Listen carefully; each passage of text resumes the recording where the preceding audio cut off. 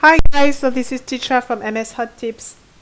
Today we're talking shortcut key tips in Excel to save time. So how is it possible? Well, those shortcut key tips are actually a combination of keys that you're going to type in, and this is going to guide you through the different menu options available in Excel, and you're going to save time because you won't have to wonder about the different menus using the mouse. So let's see how it works. I have a text here that I copy and I want to paste it.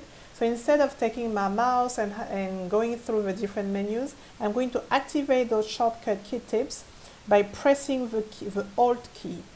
So as you can see, some letters have appeared, and those letters are going to guide me through the different sub-menus until I hit the key that corresponds to the option that I would like to choose. So here I'm going to type H, of course, V because I want to paste, and V again because I want to paste as values. Now let's say I want to paste only the formatting. I'm going to pick another option that is R. So I pasted only the format. And now I'm going to paste as a picture. So you can see that Excel has actually turned the text into a picture.